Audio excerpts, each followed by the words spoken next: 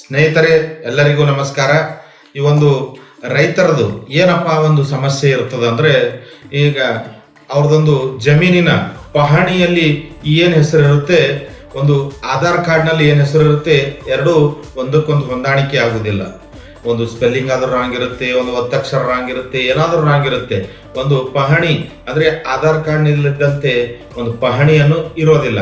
ಅದಕ್ಕಾಗಿ ಅವರು ಈ ಒಂದು ಆಧಾರ್ ಕಾರ್ಡ್ನಲ್ಲಿ ಇದ್ದಂತೆ ಒಂದು ಪಹಣಿಯಲ್ಲಿನ ಅವರ ಒಂದು ಜಮೀನಿನ ಒಂದು ಪಹಣಿಯಲ್ಲಿನ ಹೆಸರನ್ನು ತಿದ್ದುಪಡಿ ಮಾಡ್ಕೊಳ್ಳೋಕ್ಕೆ ಎಲ್ಲಿ ಮತ್ತು ಯಾವಾಗ ಹೇಗೆ ಈ ಒಂದು ಅಪ್ಲಿಕೇಶನ್ ಅನ್ನು ಹಾಕಬೇಕು, ಯಾರಿಗೆ ಕೊಡಬೇಕು, ಮತ್ತೆ ಅದು ಎಷ್ಟು ದಿವಸದಲ್ಲಿ ಆಗುತ್ತೆ, ಈ ಎಲ್ಲವನ್ನು ಮಾಹಿತಿ ಈ ಒಂದು ವಿಡಿಯೋದಲ್ಲಿ ಒಂದು 4-5 ನಿಮಿಷದ ವಿಡಿಯೋ ಇದೆ, ಶಾರ್ಟ್ ವಿಡಿಯೋ ಇದೆ. ಪೂರ್ತಿಯಾಗಿ ನೋಡಿ, ತಮಗೆ ಈ ಒಂದು ಎಲ್ಲವೂ ಕೂಡ ಕ್ಲಿಯರ್ ಆಗಿ ಗೊತ್ತಾಗುತ್ತೆ. ಯಾರಾದರೂ ಈಗ ರೈತರು ನಾನು ಫಸ್ಟ್ ಟೈಮ್ ನನ್ನ ಚಾನೆಲ್ನ ನೋಡ್ತಾ ಇದ್ರೆ, ತಮಗೆ ಉಪಯುಕ್ತವಾಗಿರ್ತಕ್ಕಂಥ ಒಂದು ಏನಪ್ಪ ಮಾಹಿತಿಗಳು ಈ ನನ್ನ ಚಾನಲ್ನ ಆಶೀಶ್ ಕೆ ಪಾಟೀಲ್ ಚಾನಲ್ನ ಸಬ್ಸ್ಕ್ರೈಬ್ ಮಾಡದೆ ನೋಡ್ತಾ ಇರ್ತಕ್ಕಂಥವ್ರು ಸಬ್ಸ್ಕ್ರೈಬ್ ಮಾಡಿ.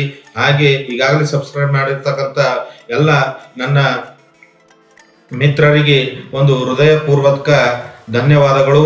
ಬನ್ನಿ, ಈ ಒಂದು ಪಹಣಿಯಲ್ಲಿನ ಅಂದ್ರೆ ಆಧಾರ್ ಕಾರ್ಡ್ ನಲ್ಲಿರ್ತಕ್ಕಂಥ ಒಂದು ಹೆಸರ ಸೇಮ್ ಅನ್ನ ಪಹಣಿಯಲ್ಲಿ ತಿದ್ದುಪಡಿ ಮಾಡಿಸ್ಬೇಕಾದ್ರೆ, ಒಂದು RTC ಅಲ್ಲಿ ತಿದ್ದುಪಡಿ ಮಾಡಬೇಕಾದ್ರೆ ಏನು ಎಲ್ಲಿ ಅಪ್ಲಿಕೇಶನ್ ಹಾಕ್ಬೇಕು ಅನ್ನೋದನ್ನ ಪೂರ್ತಿ ಡೀಟೇಲ್ ಆಗಿ ಹೇಳ್ತೀನಿ.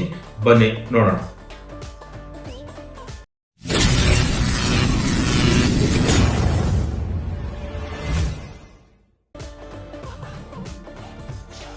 ಈಗ ಈ ಒಂದು ಏನಪ್ಪಾ ಅಂದ್ರೆ, ಈ ಒಂದು ಆಧಾರ್ ಕಾರ್ಡ್ ನಲ್ಲಿ ಇದ್ದಂತ ಹೆಸರನ್ನೇ ತಾವು ಪಹಣಿಯಲ್ಲಿ ತಿದ್ದುಪಡಿ ಮಾಡಿಸ್ಬೇಕಾದ್ರೆ, ಒಂದು RTC ಅಲ್ಲಿ ತಿದ್ದುಪಡಿ ಮಾಡಿಸ್ಬೇಕಾದ್ರೆ ಯಾವ ದಾಖಲೆಗಳು ಬೇಕು?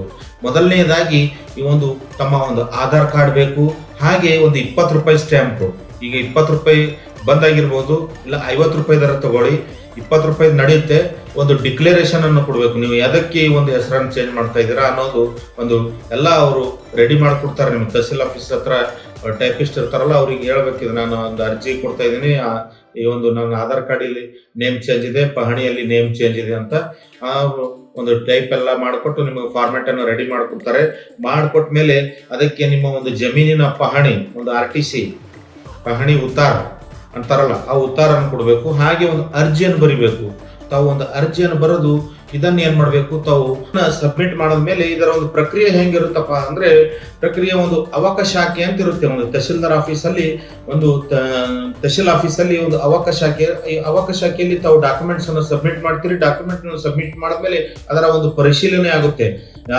ಏನಪ್ಪಾ ಅಂದ್ರೆ, ಒಂದು ಪರಿಶೀಲನೆ ಆದ್ಮೇಲೆ ಒಂದು ಭೂಮಿ ಕೇಂದ್ರಕ್ಕೆ ಹೋಗುತ್ತೆ. ಭೂಮಿ ಕೇಂದ್ರದಿಂದ ಒಂದು ಕಂಪ್ಯೂಟರ್ ವಿಭಾಗಕ್ಕೆ ಬರುತ್ತೆ. ಕಂಪ್ಯೂಟರ್ ವಿಭಾಗದಿಂದ ಅಲ್ಲಿ ತಿದ್ದುಪಡಿಯಾಗಿ ಈ ಒಂದು ತಮ್ಮ ಒಂದು ಪಹಣಿಯಲ್ಲಿ ನಿಮ್ಮ ಆಧಾರ್ ಕಾರ್ಡ್ ನಲ್ಲಿ ಇದ್ದಂತ ಸೇಮ್ ಹೆಸರು ತಮ್ಮ ಪಹಣಿಯಲ್ಲಿ ಪ್ರಿಂಟ್ ಆಗಿ ಈ ಒಂದು ತಮ್ಮ ಪಹಣಿಯಲ್ಲಿ ತಿದ್ದುಪಡಿ ಆಗುತ್ತೆ.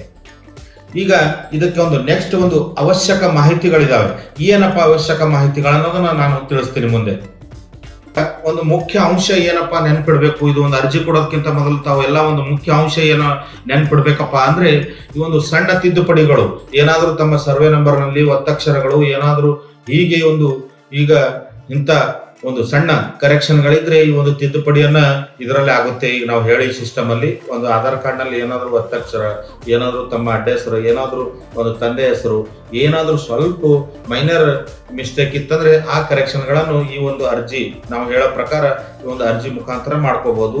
ಈಗ ಮೇಜರ್ ಆಗಿ ಏನಾದ್ರೂ ತಮಗೆ ಒಂದು ಮೇಜರ್ ಆದ ಪ್ರಮುಖ ಹೆಸರು ಬದಲಾವಣೆ ಇತ್ತು, ಮತ್ತೆ ಏನಾದ್ರೂ ಮೇಜರ್ ತಿದ್ದುಪಡಿ ಇತ್ತಂದ್ರೆ ತಾವು ಒಂದು ಈ ಉಪ ನೋಂದಣಾಧಿಕಾರಿಗಳು ಇರ್ತಾರೆ, ಹಾಗೂ ನೋಂದಣಾ ಅಧಿಕಾರಿ ಸಬ್ ರಿಜಿಸ್ಟರ್ ಆಫೀಸ್ ಅಲ್ಲಿ ಈ ಒಂದು ನೋಂದಣಿ ಮಾಡಿಸುವ ಮೂಲಕ ತಾವು ಹೆಸರನ್ನು ಬದಲಾವಣೆ ಮಾಡ್ಕೋಬಹುದು. ಈಗ ಇನ್ನೊಂದು ಏನಪ್ಪಾ ಅಂದ್ರೆ, ಈ ಎಲ್ಲವೂ ಕೂಡ ಮಾಹಿತಿ ತಮಗೆ ಇವೆಲ್ಲವೂ ಕೂಡ ತಮ್ಮ ಒಂದು ಪಹಣಿಯಲ್ಲಿನ ಒಂದು ಎಲ್ಲವೂ ಕೂಡ ಮಾಹಿತಿ ತಾವು ಪಹಣಿಯಲ್ಲಿ ಏನಾದ್ರು ಟ್ರಾನ್ಸಾಕ್ಷನ್ ಆಗ್ತಾ ಇದೆ, ಏನಾದರೂ ಒಂದು ತಮ್ಮ ಒಂದು ಜಮೀನಿನ ಒಂದು ಡಾಕ್ಯುಮೆಂಟ್ಸ್ಗಳನ್ನು ಏನಾದರೂ ಟ್ರಾನ್ಸಾಕ್ಷನ್ ಮಾಡ್ತಾ ಇದ್ದಾರೆ, ಇವೆಲ್ಲವೂ ಕೂಡ ಮಾಹಿತಿಯನ್ನು ತಾವು ಈ ಒಂದು ಆಧಾರ್ಗೆ ಈ ಒಂದು ಪಹಣಿಯನ್ನು ಲಿಂಕ್ ಮಾಡಬೇಕು. ಈ ಒಂದು ಆಧಾರ್ಗೆ ಪಹಣಿಯನ್ನು ಲಿಂಕ್ ಮಾಡೋದು ನಾನು ಈ ಮೇಲ್ಗಡೆ ಐ ಬಟನ್ ಅಲ್ಲಿ ಕೊಟ್ಟಿರ್ತೀನಿ. ಅದರ ಬಗ್ಗೆ ಪಹಣಿಯನ್ನು ಈ ಒಂದು ಆಧಾರ್ಗೆ ಹೇಗೆ ಲಿಂಕ್ ಮಾಡ್ಬೇಕು ಅನ್ನೋದನ್ನು ನಾನು ಡೀಟೇಲ್ ವಿಡಿಯೋ ಮಾಡಿದ್ದೀನಿ. ಆ ವಿಡಿಯೋ ನೋಡಿದ್ರೆ ತಮಗೆ ಈ ಒಂದು ಆಧಾರ್ ಕಾರ್ಡ್ ಅನ್ನ ಪಹಣಿಗೆ ಹೇಗೆ ಲಿಂಕ್ ಮಾಡ್ಬೇಕಂತ ಆ ವಿಡಿಯೋ ನೋಡಿದ್ರೆ ತಮಗೆ ಡೀಟೇಲ್ ಗೊತ್ತಾಗುತ್ತೆ. ಈ ಒಂದು ಆಧಾರ್ ಕಾರ್ಡ್ನ ಪಹಣಿಗೆ ಲಿಂಕ್ ಮಾಡಿಸಿ ಮೊದಲು ತಾವು ಈ ಒಂದು ಕೆಲಸವನ್ನು ಮಾಡಿ. ಏಕಪ್ಪ ಅಂದ್ರೆ ಮುಂದೆ ಯಾವುದೇ ಒಂದು ಯಾರೇ ನಿಮ್ಮ ಒಂದು ಹೊಲ ಒಂದು ನಿಮ್ಮ ಜಮೀನ ಗದ್ದಿಗೆ ಒಂದು ಏನಾದರೂ ಟ್ರಾನ್ಸಾಕ್ಷನ್ ನಿಮಗೆ ಗುರ್ತಿರಲಾರ್ಗೆ ಏನಾದರೂ ಮಾಡ್ತಾ ಇದ್ರೆ ನಿಮಗೆಲ್ಲವೂ ಕೂಡ ನಿಮ್ಮ ಒಂದು ಆಧಾರ್ನ ನಂಬರ್ ಮೊಬೈಲ್ ನಂಬರಿಗೆ OTP ಬರುತ್ತೆ. OTP ಬಂದ್ಮೇಲೆ ಇನ್ಫಾರ್ಮೇಶನ್ ಬರುತ್ತಾ ಇರುತ್ತೆ.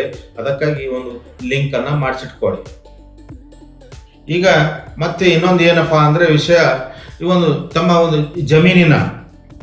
ಜಮೀನಿನ ದಾಖಲೆಗಳ ಪ್ರಕಾರ ಈಗ ನಿಮ್ಮ ಒಂದು ಹೊಲದಲ್ಲಿ ಏನ್ ಹೆಸರಿದೆ ಅದರ ಪ್ರಕಾರ ತಾವು ಆಧಾರ್ ಕಾರ್ಡ್ ಕೂಡ ತಾವು ತಿದ್ದುಪಡಿ ಮಾಡಬಹುದು. ಅದು ನಿಮ್ಮ ಆಯ್ಕೆಗೆ, ನಿಮಗೆ ಬಿಟ್ಟು ವಿಚಾರದು. ತಾವು ಇದನ್ನು ಕೂಡ ಮಾಡಬಹುದು, ಹೀಗೂ ಕೂಡ ಮಾಡಬಹುದು. ಇಲ್ಲ ತಾವು ಆಧಾರ್ ಕಾರ್ಡ್ ನಿಲ್ಲದಂತೆ ಪಹಣಿಯಲ್ಲೂ ಕೂಡ ಕರೆಕ್ಷನ್ ಮಾಡಬಹುದು. ಇಲ್ಲ ಪಹಣಿಯಲ್ಲಿ ಏನ್ ಹೆಸರಿದೆ ಅದು ಕರೆಕ್ಟ್ ಇದೆ ಇರ್ಲಿ, ನಾವು ಆಧಾರ್ ಕಾರ್ಡ್ ಅಲ್ಲೇ ಚೇಂಜ್ ಮಾಡ್ತೀವಿ ಅಂದ್ರೆ ಅದು ನಿಮ್ಮ ಆಯ್ಕೆ ಇದೆ. ತಾವು ಯಾವುದನ್ನು ಕೂಡ ಮಾಡಬಹುದು. ಇದು ಒಂದು ಆಯ್ಕೆ ನಿಮಗಿದೆ. ಈಗ ಈ ಒಂದು ಮಾಹಿತಿ, ಈ ಒಂದು ನಾನು ಕೊಟ್ಟಿರ್ತಕ್ಕಂಥ ಮಾಹಿತಿ ತಮಗೆ ಬಹಳ ಉಪಯುಕ್ತ ಆಗಿದೆ ಅಂತ ತಿಳಿತೀನಿ. ಹೀಗೆ ಎಲ್ಲ ರೈತರಿಗೆ ಎಲ್ಲರಿಗೂ ಶೇರ್ ಮಾಡಿ. ನಿಮಗೆ ಒಂದು ಉಪಯುಕ್ತ ಆದ್ಮೇಲೆ ಇನ್ನೊಬ್ಬರಿಗೆ ಶೇರ್ ಮಾಡಿ. ಒಂದು ಏನಪ್ಪ ಒಂದು ಒಳ್ಳೆ ಮಾಹಿತಿ ಇದ್ಮೇಲೆ ಶೇರ್ ಮಾಡಿ. ನೀವೇನು ಕೆಟ್ಟದ್ ಮಾಡ್ತಾ ಇಲ್ಲ, ಒಳ್ಳೆ ಮಾಹಿತಿಯನ್ನು ಹಂಚ್ಕೋತಾ ಇದ್ದೀರಾ. ಅದಕ್ಕಾಗಿ ಒಂದು ಇಂಥವೇ ಉಪಯುಕ್ತ ಒಂದು ರೈತರಿಗಾಗಿ ಒಳ್ಳೆ ಉಪಯುಕ್ತ ಮಾಹಿತಿಗಳನ್ನು ನನ್ನ ಚಾನಲ್ ಅಲ್ಲಿ ಬರ್ತಾ ಇರ್ತವೆ. ಹೀಗೆ ಈ ಒಂದು ಆಶೀಶ್ ಕೆ ಪಾಟೀಲ್ ಚಾನಲ್ ನ ಸಬ್ಸ್ಕ್ರೈಬ್ ಮಾಡಿ, ಬೆಲ್ ಬಟನ್ ಒತ್ತೀವಿ. ಯಾಕಂದ್ರೆ ಬೆಲ್ ಬಟನ್ ಯಾಕಪ್ಪ ಒತ್ತ್ರಿ ಅಂತ ಹೇಳ್ತೀವಿ ಅಂದ್ರೆ ತಮಗೆ ನಾವು ಮಾಡ್ತಕ್ಕಂಥ ವಿಡಿಯೋಗಳು ಇಮಿಡಿಯೇಟ್ ಆಗಿ ಒಂದು ನೋಟಿಫಿಕೇಶನ್ ಬರುತ್ತೆ. ಇಮಿಡಿಯೇಟ್ ನೋಟಿಫಿಕೇಶನ್ ಬಂದ ತಕ್ಷಣ ತಾವು ಇಮಿಡಿಯೇಟ್ ಆಗಿ ನೋಡ್ಬೋದು. ಏನೋ ಒಂದು ಆಶೀಶ್ ಕೆ ಪಾಟೀಲ್ ಏನೋ ಒಂದು ಇಂಪಾರ್ಟೆಂಟ್ ವಿಡಿಯೋ ಮಾಡಿದ್ದಾನೆ, ಇದನ್ನು ನೋಡಮಪ್ಪ ಅಂತ ಹೇಳಿ ತಾವು ನೋಡ್ಬೋದು. ಅದಕ್ಕಾಗಿ ಒಂದು ಚಾನಲ್ನ ಸಬ್ಸ್ಕ್ರೈಬ್ ಮಾಡ್ಕೊಳ್ಳಿ. ಹಾಗೆ ಬೆಲ್ ಬಟನ್ ಕೂಡ ಒತ್ತೋದನ್ನು ಮರಿಬೇಡಿ. ಮತ್ತೆ ಈಗಾಗಲೇ ಸಬ್ಸ್ಕ್ರೈಬ್ ಮಾಡಿರ್ತಕ್ಕಂಥ ಎಲ್ಲ ನಮ್ಮ ಒಂದು ಸಬ್ಸ್ಕ್ರೈಬರ್ಗಳಿಗೆ ತುಂಬು ಹೃದಯದ ಧನ್ಯವಾದಗಳು. ಮತ್ತೆ ಸಿಗೋಣ ಮುಂದಿನ ವಿಡಿಯೋದಲ್ಲಿ. ತಮಗಾಗಿ ಒಳ್ಳೆ ಇನ್ಫಾರ್ಮೇಶನ್ ಅನ್ನು ಹುಡುಕಿ ತರ್ತೀನಿ. ಮತ್ತೆ ಸಿಗೋಣ. ಎಲ್ಲರಿಗೂ ಶುಭವಾಗಲಿ. ಧನ್ಯವಾದಗಳು.